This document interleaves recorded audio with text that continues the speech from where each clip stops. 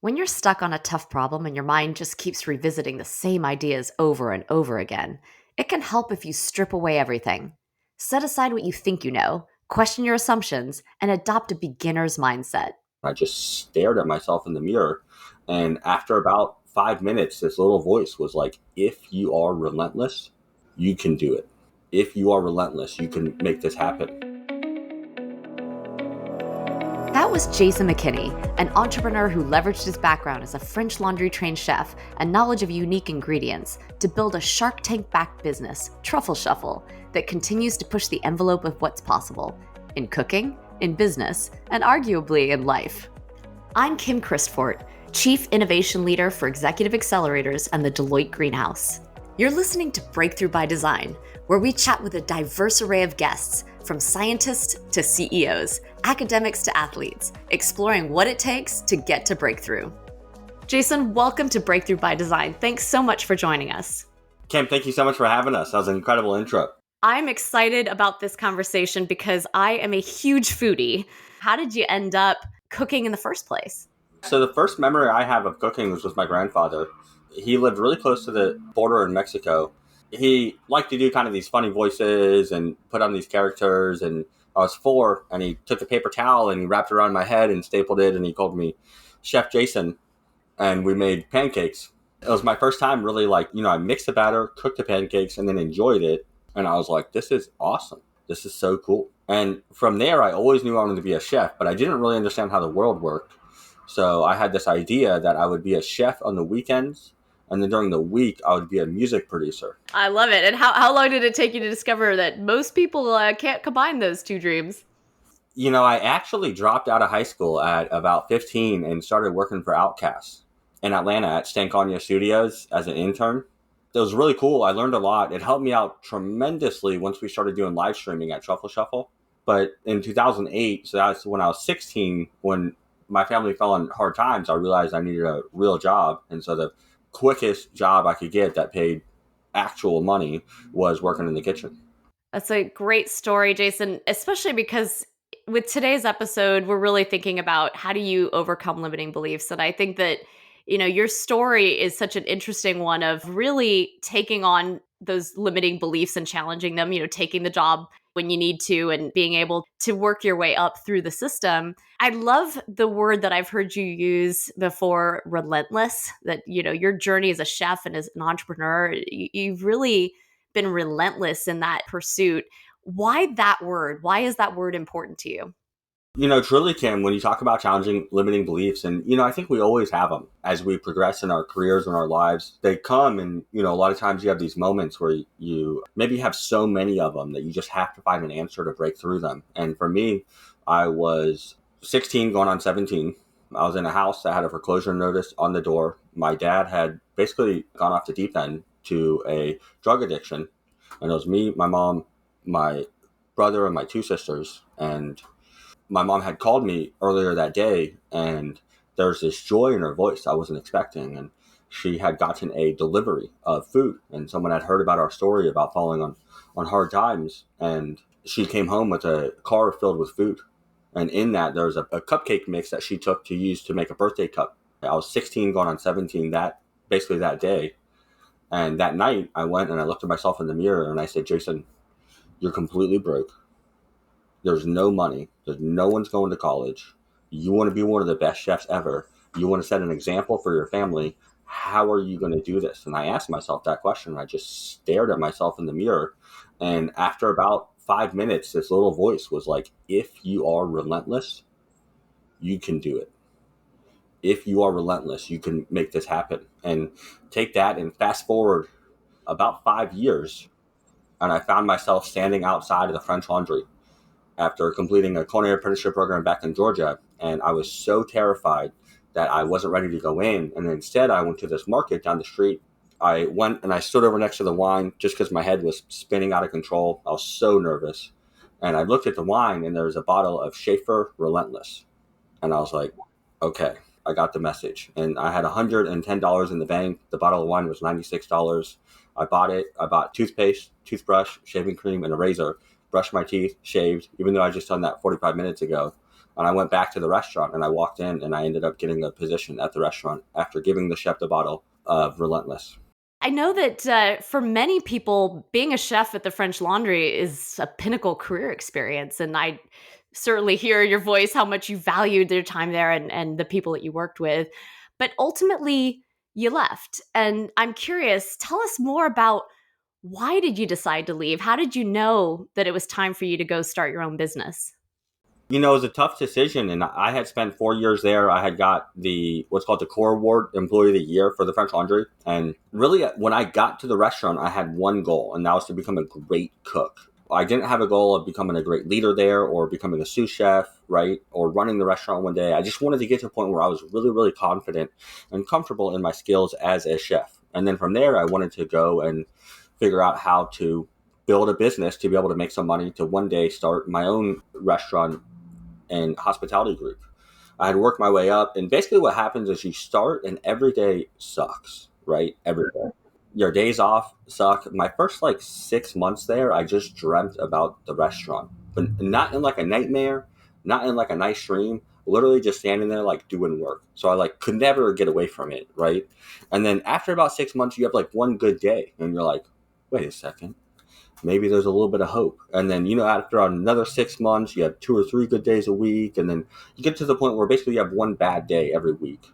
And then you get to the point where you have less and less and lows. And basically you'll get to this point, and it's a breakthrough period that people would go through where they almost just become fearless. It's less about the skills as cooking, and they're just fearless. And a lot of it comes down to their ability to properly communicate in situations, along with a high level of aptitude and talent to be able to cook at a very, very high level. And, I got to that point where I was very confident in my culinary skills. And I had this one moment where working service, there was a VIP table, and Chef Keller came in to the restaurant and he wanted to make sure everything was going out properly for the VIP table. And he came over and he's like, have you fired the monkfish yet for this table? I was like, I got it right here. And I was up at the past plating, and he's like, okay, I'm going to start cooking it. Normally he comes in and just kind of, allows people to do their thing. So he came in, started cooking it. He asked me to get everything ready to plate it, and he wanted to bring it out to the table, I believe. And he carved it, and he carved it a little too big, and he handed it to me.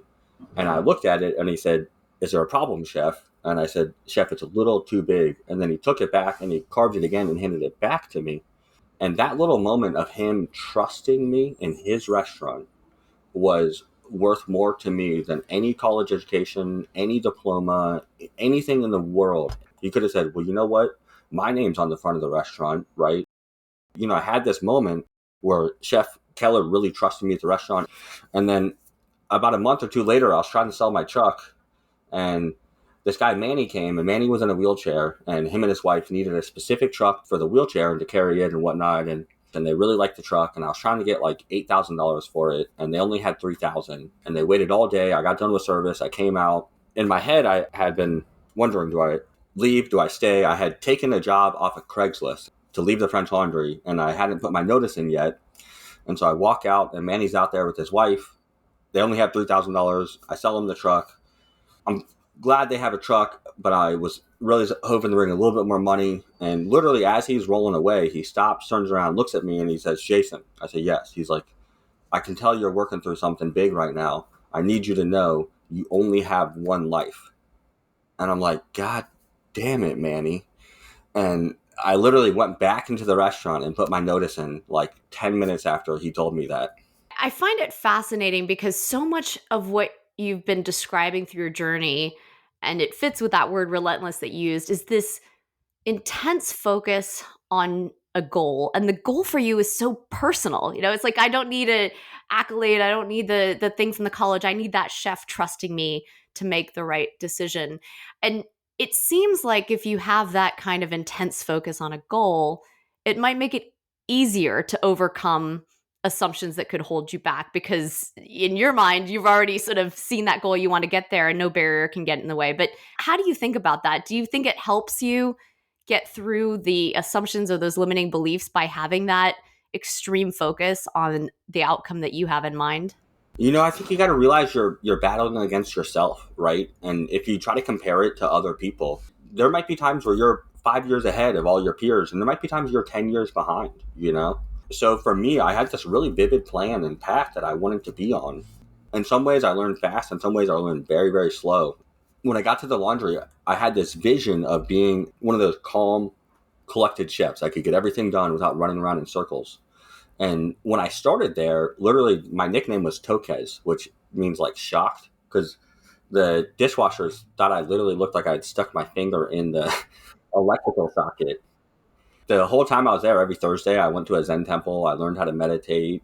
I spent this ruthless amount of focus on just learning how to just become a better person, using cooking as kind of my platform for that.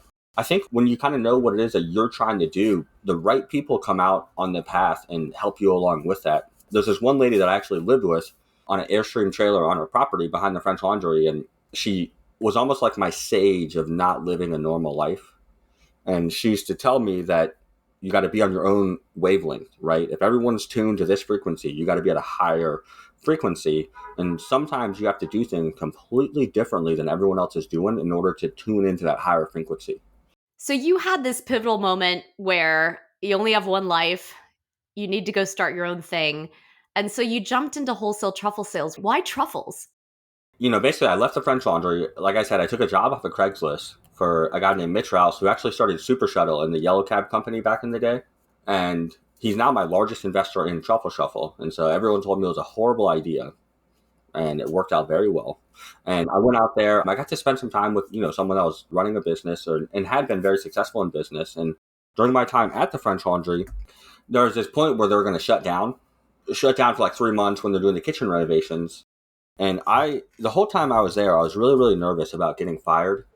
My onboarding, they went around and did this whole thing. They're like, what does it mean to work at the French Laundry to you? And everyone had these really articulate answers, and I was like, listen, as long as I provide enough value to this restaurant and I don't get fired, I'm going to be very happy with that. And so the restaurant was shutting down, and I just assumed, okay, there's going to be some changes. I'll probably get fired. How could I position myself to be of a value or benefit to the restaurant, right? And my whole thing when I started there was I tried to get people to tell me thank you. How many times a day could I get people to tell me thank you by holding the door open for them or cleaning up after them or whatever it was, literally just to be a benefit to people. I knew I had a lot to learn in terms of cooking, so I was looking for ways I could be a benefit to people in other areas. And so the restaurant's going to shut down. I went to the chef and I said, hey, what if I go to all the purveyors and I learn their story, and I'll come back and I'll share that story and I'll teach everyone what I learned while I was gone. The purveyors is a really big thing that people cared about at the restaurant. And he was like, oh, that's a cool idea. Let's talk tomorrow. And the next day he's like, what if you go see the ingredient?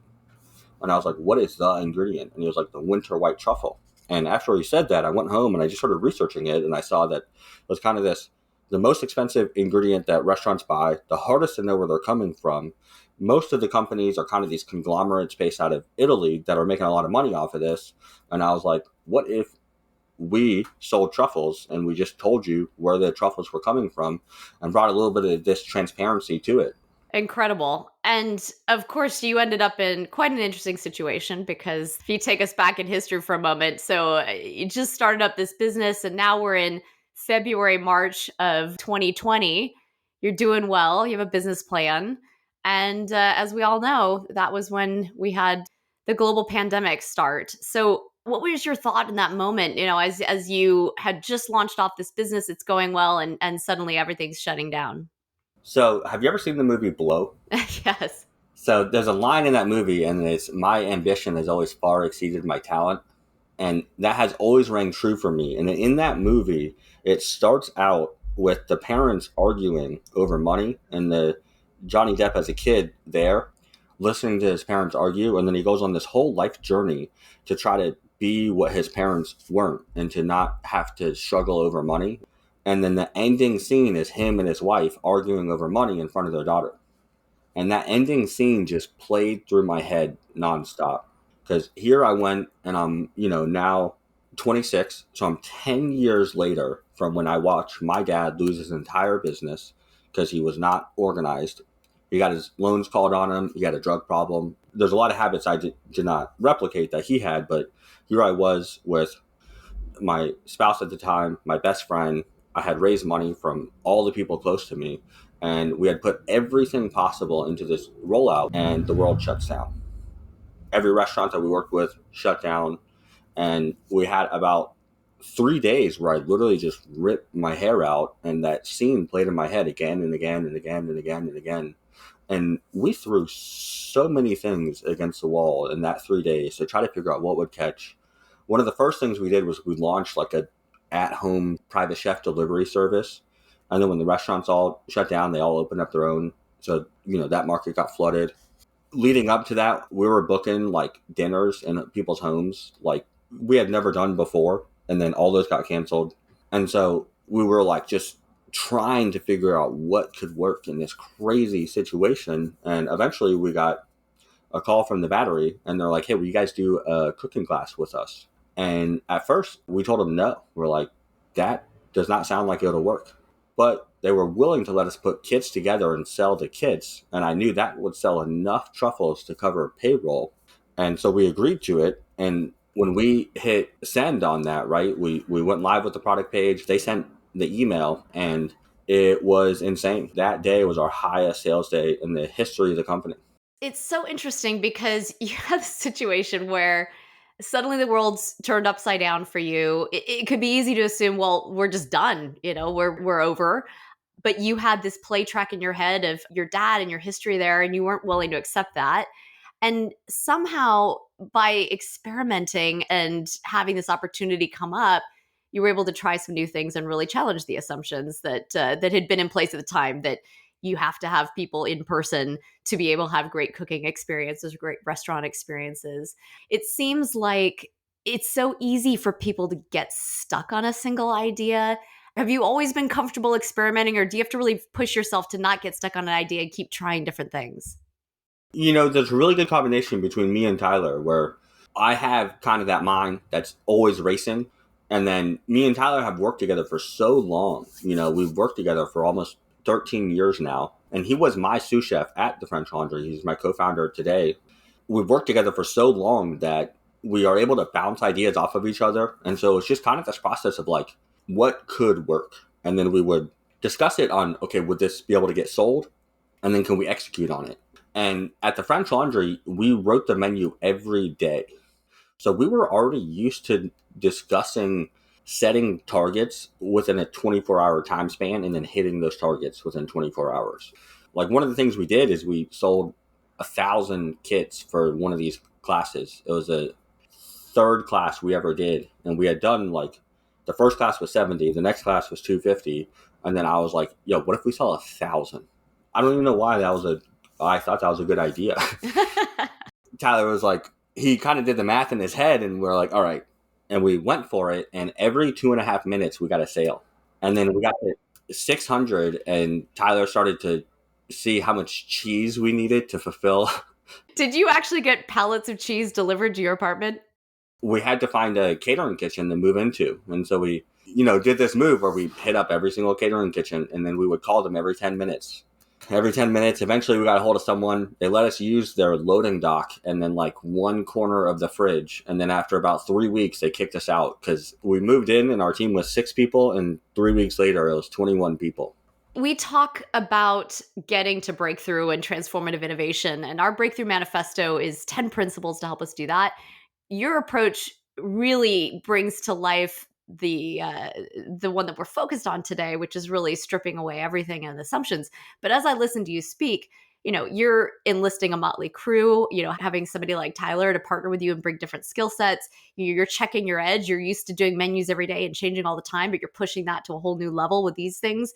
And then you're experimenting, you're making a mess and trying things out and seeing what sticks. So I actually think your story is such a great example of how all these things come together to get you to breakthrough. I really appreciate that, and for us, it was this kind of moment where the one piece that can't be the value of it that can't be truly explained or described is doing the live experience. When you're there and you see people at home, I mean, I remember those early classes and you would see like elderly individuals like by themselves at home. You would see like moms and their daughters cooking. It was this very, very quickly, it was a sense of duty and responsibility of like, hey, people need this right now. People need a way to be able to like relax. And we have figured out this weird way where people can cook along with us every single week. And the breakthrough for us came after we saw people at home just having a good time. That allowed us to know that we were on track, going in the right direction for something. We had no idea what it was, right? If we were maybe like second or third time entrepreneurs, we probably would have built some tech out or a platform or something. But we just said, hey, we're going to make sure we deliver to these guests every single week exactly what they need from us. And you even have an explicit success metric around smiles, right? Can you tell me a little bit about that? Our customer service team is called the Smile Squad. When you're doing the classes, you see people and they always start off a little nervous unless they're experienced. And then by the end of it, they're smiling and they're so proud that they cooked this dish for the first time, right? And we love that. And so here at Truffle Shuffle, we look at, how many smiles we've helped create. And then we do like a smiles per team member of the week. So each team member helped create 20 smiles this week. That's an excellent metric. I think we need to adopt that for ourselves. On your journey, one of the big moments was being a part of Shark Tank. And I actually saw one of the documentaries you'd put together where you and Tyler were demonstrating a literal version of breakthrough by actually smashing chairs. Do you remember, what were you feeling at that moment? Why were you smashing chairs? Well, there's a little bit of an inside story to it, as you would imagine. Basically, at some point, this is before the pandemic, I was at home, and this is, basically we did everything from our loft that we had in Oakland. We were waiting for the UPS guys to come because we were getting our first contract ever with UPS. And I'm sitting there, and I get a phone call from Oprah's editor-in-chief. They want to feature us in Oprah. And I'm like, whoa. And then I get a phone call from Shark Tank that we're moving to the next round. And then I get a phone call for someone, and they just casually place the largest order we've ever had. And I look at Tyler, and I'm like, Tyler, you're not going to believe what just happened. And I tell him, and he's like, what do you want to do? And I was like, I don't know how to explain it, but I need to break something right now.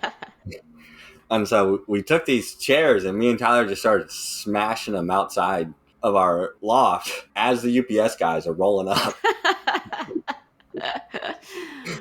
And then they come sit inside, and we had 4 chairs. There was 2 of us, and then we smashed 2. So we wouldn't have any chairs for the UPS guys to sit in.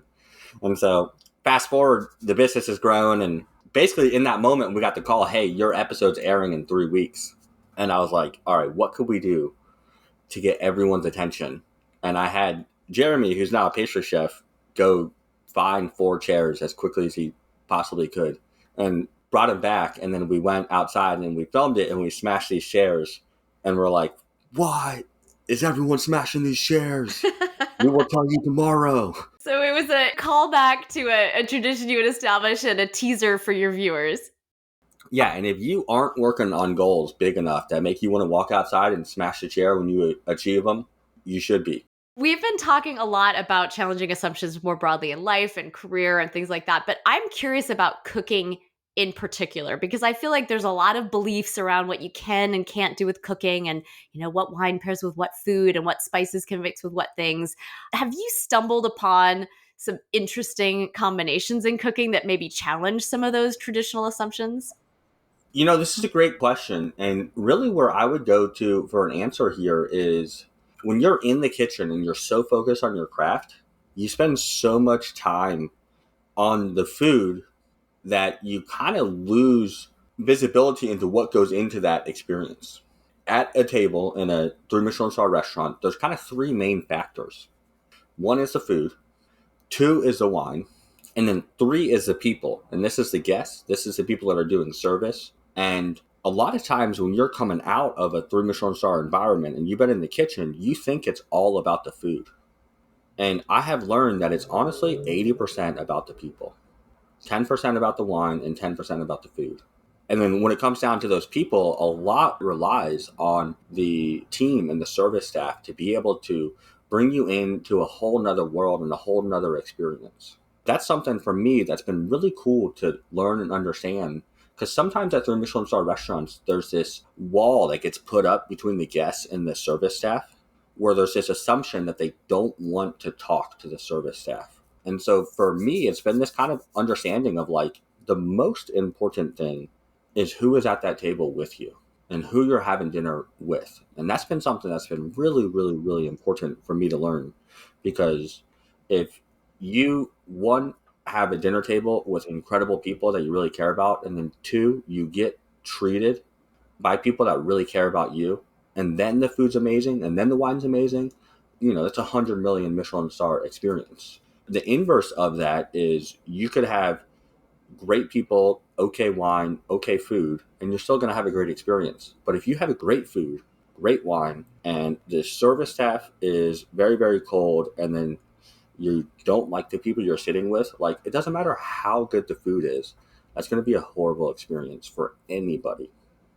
Talking about it's all about the people, how about your team? I mean, you've surrounded yourself with talented people with a lot of different skill sets that complement yours. How are you actually encouraging creativity and innovation with that team and helping them bring the best thing to the figurative table, if you will? What we've learned is that most of the time people will make the right decision. Anyone in the company can spend $1,000 to make sure a customer is happy. Any issue, any day of the week, whatever it is, if a customer is ever not happy, they can spend up to $1,000 to ensure that that customer is happy. Because for us, it really comes down to generating happiness across our team and across our customers first. And it's something we're always learning how to do a better job of. I'm very, very, very, very lucky that I have an incredible team that makes it look like I really know what I'm doing over here. I just try to listen. I try to listen a lot. Sometimes even just spending 30 minutes with someone and actually listening to what's going on in their life can be a massive game changer for them and for the relationship and for the organization overall. That description brings to mind this concept of a beginner's mindset, really sort of being open to not knowing everything, hearing what your team has to contribute, hearing the ideas they have, hearing what's motivating them. How do you balance the fact that you do have all this experience and expertise, but at the same time, you're wanting to encourage your team, you're wanting to encourage people to contribute their own ideas? How do you strike that balance? And when you say beginner's mind, have you heard of the book Zen Mind, Beginner's Mind by Suzuki Hiroshi? I have heard of it. I have not read it. Have you read it? Yeah, so the guy who wrote that started the temple that I go to. Oh, fantastic. Yeah, if you ever want to go, I'll take you there. My Zen teacher used to sit with Steve Jobs in meditation. It sounds like you're deeply familiar with this concept. What is the beginner's mindset and how do you embrace it? And the beginner's mind possibilities are endless, and the master's mind possibilities are few. And so when you first start something, you think anything's possible. And when you become a master at it, the more you know about it, you think less and less and less is possible. Jeff Bezos has this famous quote, every day is day one. For us, in a lot of ways, we've been forced into a beginner's mindset because truly the business we built at Truffle Shuffle, consumer behavior has almost changed every 90 days. And so it's been this constant process of kind of figuring out what's the best thing we can deliver, whether it's the holiday season, whether it's the middle of the summer and everyone's traveling, and figuring out how to come together as a team and stay relentlessly focused on the success of the guests and figure out what we can deliver better to them. Something we do is we come together as a team every week. Everyone in the company is allowed to bring up anything they think is an issue. This allows for people to bring up items that they think is an issue, whether it's small, massive, large, and then we do what we call IDS, so issue, discuss, solution. It's taken when we would start a new project and everyone was really hesitant about it because they didn't know how they would solve the inevitable problems that will come with it, and made it really exciting for people because a lot of people get to be a part of the solution. And so we'll get to hear from everyone down to, people that are working to put the boxes together, to customer service, to sales, on how we could best solve this problem. And that's been something that's been really cool. And we've been doing that for once a week, every week this year. And it's been a complete game changer for the company.